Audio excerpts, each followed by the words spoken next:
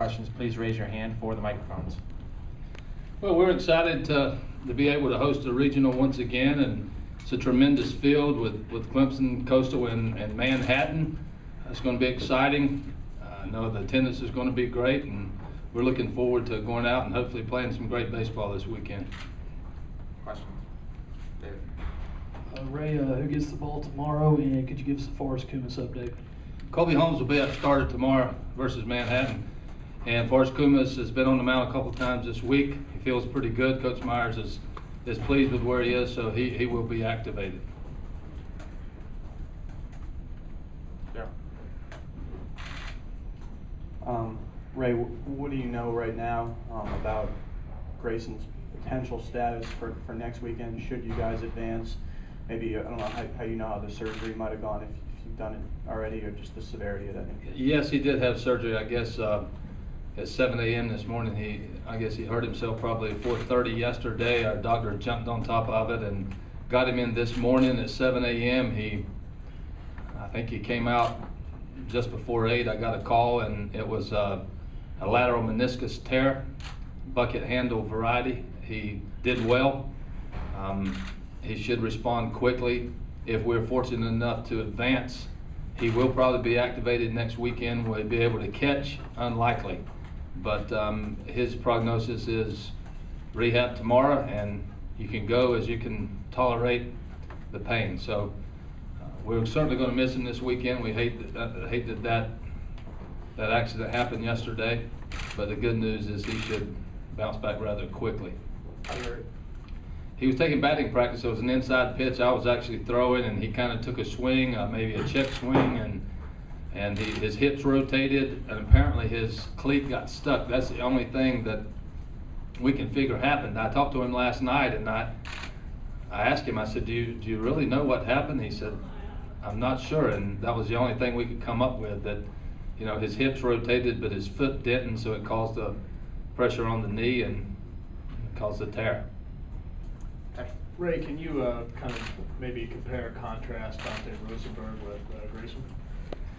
Well, Dante Rosenberg is a guy that he's an older guy, he's a mature guy. He's a very confident young man in his abilities.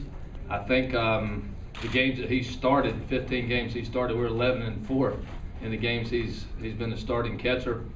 He didn't have maybe the offensive potential that Grayson had going in, but certainly a defensive guy. He's been pretty good back there as well. We're disappointed that Grayson had an injury, but we don't lack confidence in Dante Rosenberg. It's not a situation where we're going, oh, wow, it's really going to take a toll on us. I have tremendous confidence in Dante, and he's the kind of guy that he's excited about his opportunity, and I think he'll do well. In the back, Rick, and then Pete, sorry. Ray, could you enlighten us on your choice of going with Colby and setting up your pitching this way? I think it was one of those situations that early on, when we found out our field, Coach Myers and I have been together for a while, and I think we know each other pretty well. And it was a case where, as we felt like that Michael would be a great matchup for Coastal or Clemson. We're going to play Coastal or Clemson. And, that was sort of a thought process going into it. Nothing to do with anything else other than that. He's going to probably pitch one of the first 2 games. We felt like it was the best matchup. Colby had a really good outing here a couple of weeks ago against LSU. Did not pitch real well in the tournament, but has postseason experience, having pitched in this environment before and in the College World Series. It was really a matchup situation. We felt like this was the best matchup for us. We thought about it, we looked at it, we did some scouting reports, and when we got down to continuation of conversation, it was a case, if we were playing a weekend tournament like this, when would we pitch Roth? And we said, when we play Coastal or Clemson, more than likely. And so we got back to the fact that we felt like it was our best matchup to go with Colby in game 1 and Michael in game 2. For any of the guys up there, I mean, obviously, usually you come to a regional and you're playing a bunch of teams that maybe you hadn't played before, you're not familiar with. Obviously with Clemson here, with Coastal here, when you found out the matchup was the bracket was, I mean, does that help or hurt your preparation for things that you know what playing Clemson means?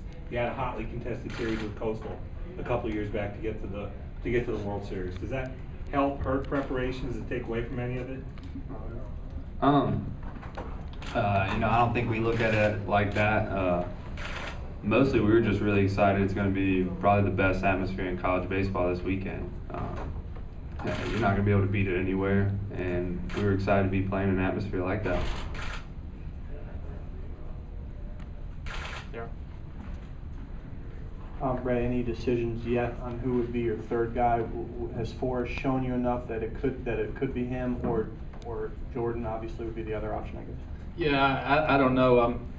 As you sit here, you hope that you're playing a third game. That's not guaranteed. So, but probably go back to a matchup situation. Montgomery is a guy that has had some good games for us, and certainly Kumas has as well, and had a lot of postseason experience. So, if we get in that situation, it'll probably be a matchup deal. We gave Montgomery some serious consideration for going tomorrow, but he hadn't been here before, and Colby has. And after doing the scouting report, it looked like Colby was the best matchup anyway. So that was one of the factors that went into it. Ray, how do you prepare for a guy like Seward? And how do you prepare for a guy like Seward? Do you get privileged to throw a little bit, call John Taylor back? What do you do? Well, I don't know if we'll be able to hit him. Nobody has yet. So I think it's a case that our guys understand what we're going to face. We've had those guys. We've seen those guys. Do you see them every day? No.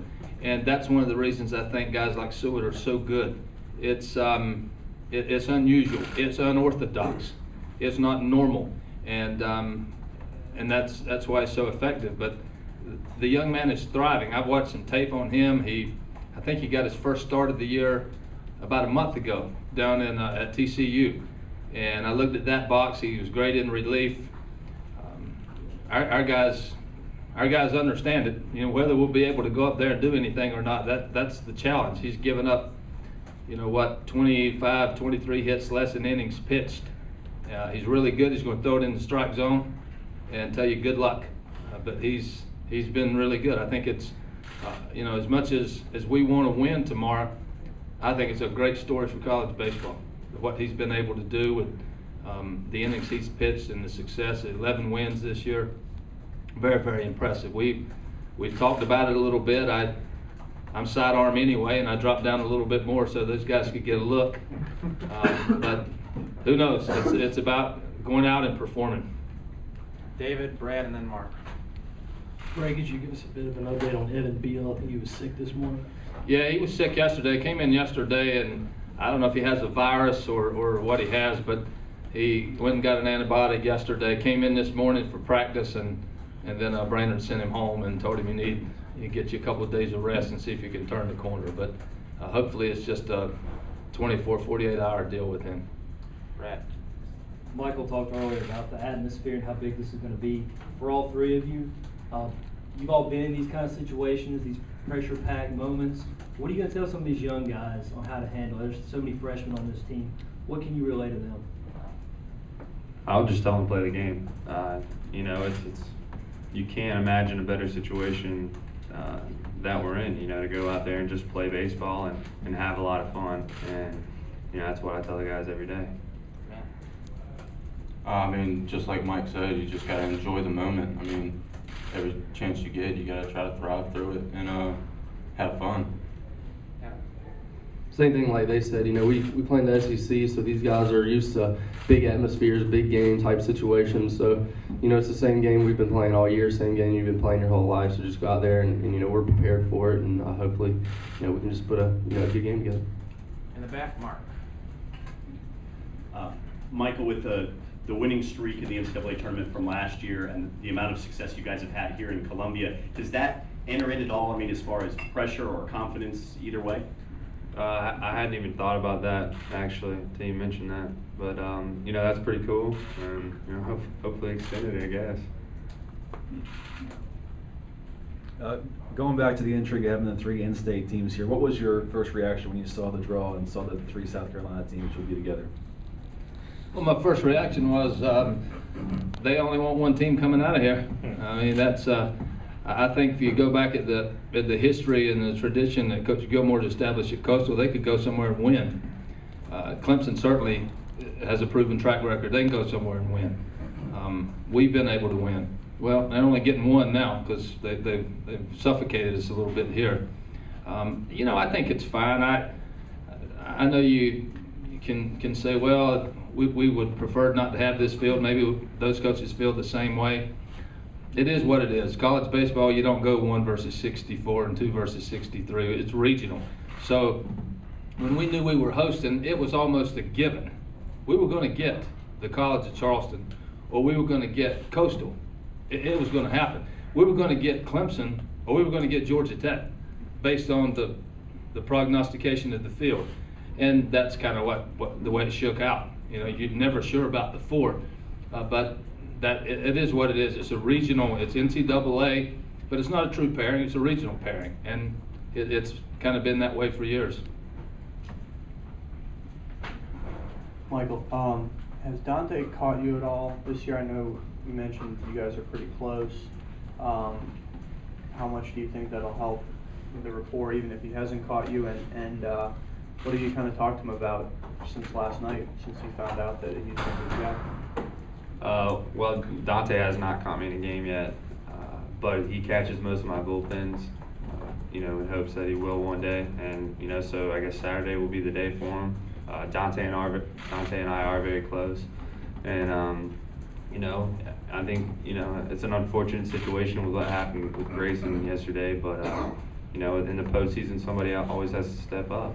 And, you know, now's the time for Dante to step in and play some great baseball. And I know he's looking forward to it.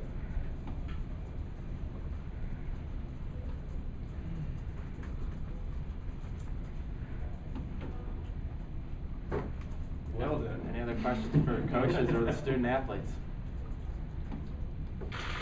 Gentlemen, thank you very much.